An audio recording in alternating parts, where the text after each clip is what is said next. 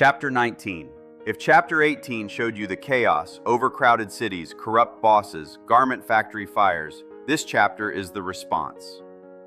The Progressive Era, roughly 1890 to 1920, is the moment America's middle class looks at industrial capitalism running completely unsupervised and decides, somebody needs to actually manage this.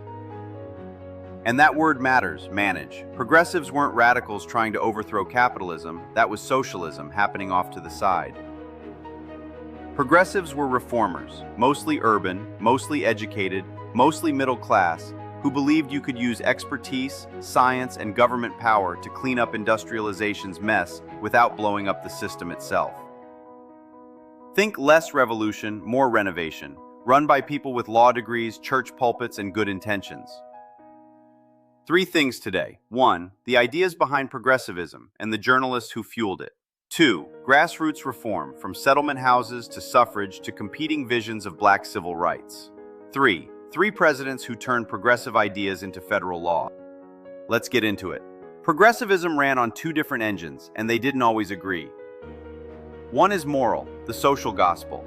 Protestant ministers like Walter Rauschenbusch argued that Christianity demanded economic justice, not just personal salvation. That letting a child work 60 hours a week in a garment factory was itself a sin, and that industrialists who claimed poverty was simply the poor's own fault were, in his words, telling lies dressed up in truth.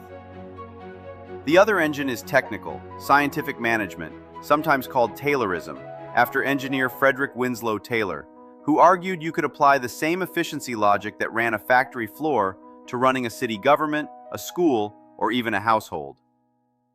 Morality on one side, spreadsheets on the other, both aimed at the same target, chaos. And chaos needed exposing before it could be fixed. That's the job of the muckrakers, investigative journalists publishing in mass circulation magazines like McClure's and Collier's.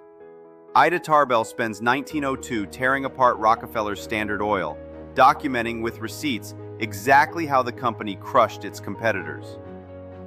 Lincoln Steffens turns his attention to City Hall, exposing the same political machine corruption we covered last chapter.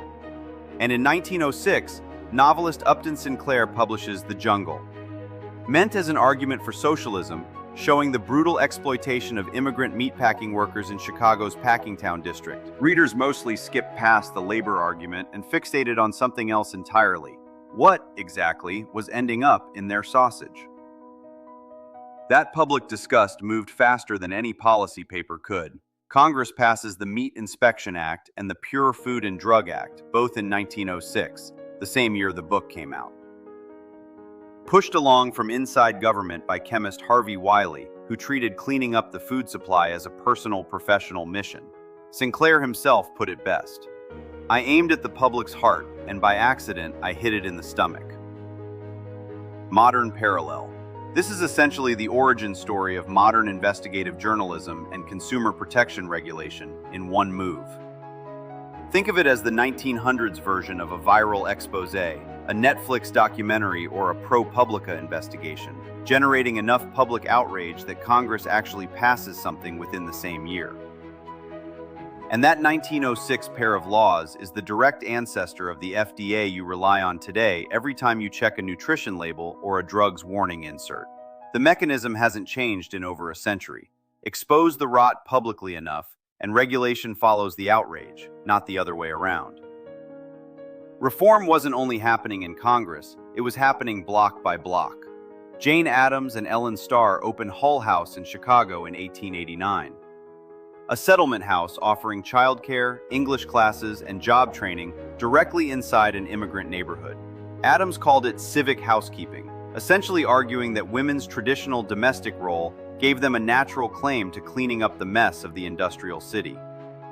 And the model spread to dozens of other American cities within a decade. And when the Triangle Shirtwaist Fire kills 146 workers in 1911, that same reform network, alongside groups like the National Women's Trade Union League, pushes through real factory safety law, fire codes, and mandated safety equipment, the direct legislative aftermath of that tragedy.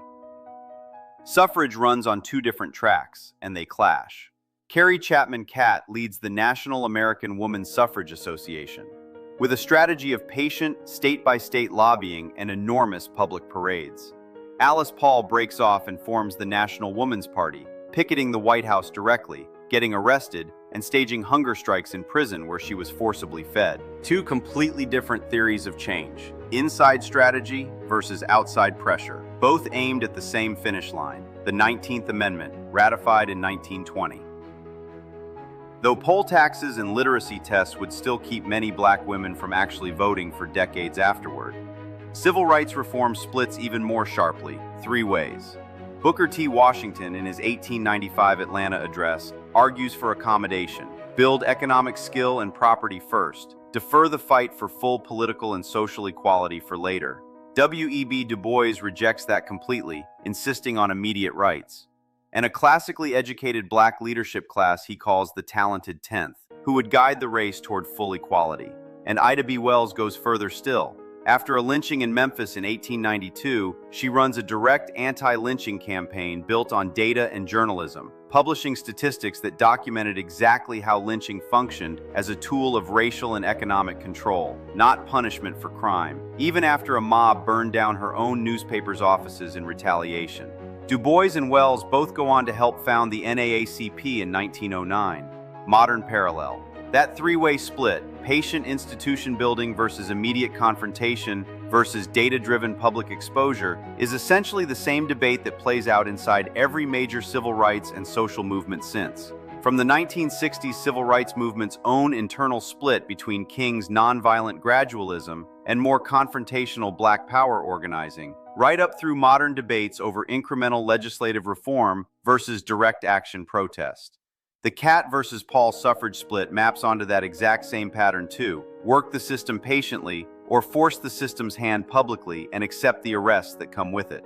The tactics repeat because the underlying strategic question, patience versus pressure, never actually gets resolved. It just gets inherited by the next movement, generation after generation. All of this grassroots energy eventually needed federal muscle, and that's where the presidents come in. Theodore Roosevelt calls his approach the square deal, government acting as a neutral referee between labor and capital rather than automatically siding with owners. In 1902, when Pennsylvania coal miners strike, Roosevelt threatens to send federal troops to seize the mines from the owners, not to break the strike. A total reversal from Pullman just 8 years earlier. He files over 24 antitrust suits, earning the nickname Trustbuster, and sets aside 150 million acres of national forest, laying the groundwork for the modern conservation movement. Roosevelt's hand-picked successor, William Howard Taft, disappoints him, despite actually transferring more land to public conservation than Roosevelt himself, and the party splits wide open. 1912 becomes a genuine four-way race. Roosevelt runs on new nationalism, arguing the federal government should aggressively regulate big business. Woodrow Wilson counters with new freedom, arguing for breaking up concentrated power instead. Socialist Eugene Debs runs on outright government ownership of industry. The Republican split hands Wilson the presidency with just 42% of the popular vote. Once in office, Wilson delivers an enormous legislative haul: the Federal Reserve System in 1913, the Federal Trade Commission, and the Clayton Antitrust Act in 1914. And the 16th through 19th Amendments together reshape the Constitution itself: the income tax, direct election of senators, prohibition, and women's suffrage, all within one presidency. Modern parallel. New nationalism versus new freedom is, almost word for word, the same fight playing out today over big tech. Do you regulate Amazon and Google more heavily, or do you break them up entirely under antitrust law? The DOJ's case against Google is a direct descendant of the same legal weapon, the Sherman Act. So here's Chapter 19 for your exam. The progressive era took the chaos we covered last chapter: immigrant tenements, corrupt machines, industrial exploitation, and answered it with three tools working at once: moral and technical reform through the social gospel, Taylorism, and muckraking journalism; grassroots organizing through settlement houses, suffrage, and competing civil rights movements; and federal regulation through three very different presidents. Know your contrast pairs: social gospel versus scientific management, Cat's inside strategy versus Paul's outside pressure, Washington's accommodation versus Du Bois's immediate rights versus Wells's data-driven exposure. New nationalism versus new freedom.